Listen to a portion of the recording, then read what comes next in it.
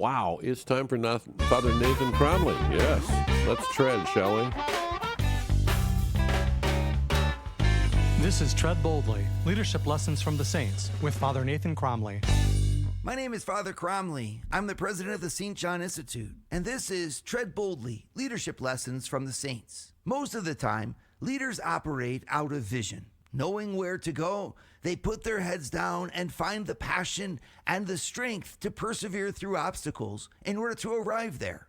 But in fact, this is a short-sighted vision of leadership.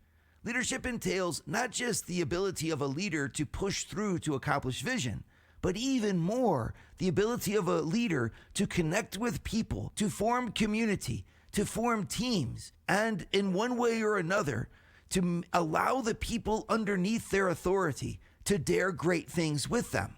Such was certainly the case for Moses.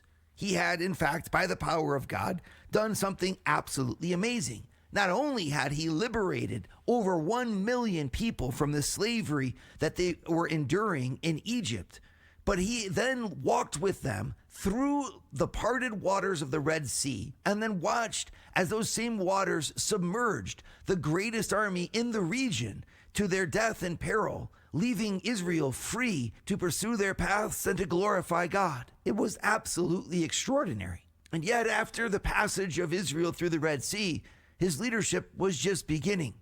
Now, for 40 years, he would lead that same group of people through the desert over a very small stretch of land, in fact, as they spent the time wandering in what appeared to be aimless circles through the desert under the sun with very little shelter. Moses had to do more than simply accomplish wonders and marvels. Moses had to connect with the people, meet them in their needs, and create a bond of trust with them that was sufficient for them to follow him for 40 years until they finally entered the promised land. He is a paradigm of leadership, and he shows us the example of his leadership's ability in Exodus chapter 16.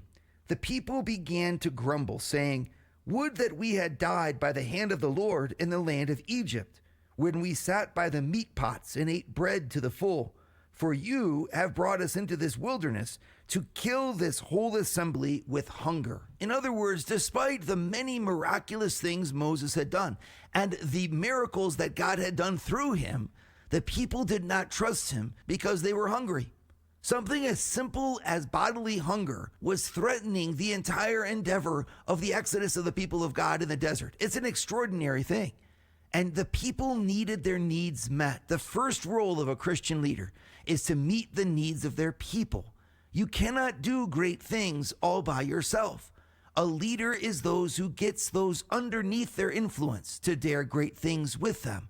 And that means the leader has to meet the people's needs. What do they need? Moses' care for the people would demonstrate the greatness of his leadership vision and conviction. And so he did what we need to do. He turned to the Lord to meet these needs. And in verse 4 we read, "Then the Lord said to Moses, Behold, I am about to rain bread from heaven for you, and the people shall go out and gather a day's portion every day, that I may test them, whether they will walk in my law or not."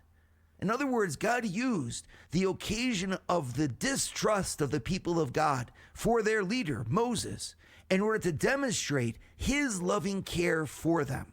And Moses had to mediate this by his faith. How would God rain down bread from heaven? This seems like a rather silly proposition.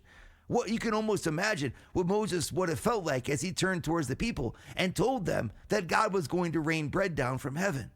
And yet that's exactly what God did. We Christian leaders are often placed in perplexing situations when we are asked to provide for things that might be well beyond anything that we could have planned or understood. How are parents really to provide adequate education for such wonderful children as they have? How is it that we who lead groups can keep harmony alive when our society seems so intent on division? How is it that we in business can actually think and hope to provide retirement for our people?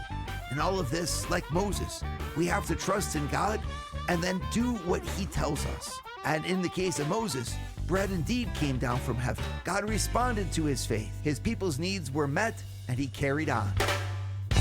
Yeah, treading boldly. Love it, love it, love it. And of course, dare great things following similar lines. Heard every weekend here on Annunciation Radio.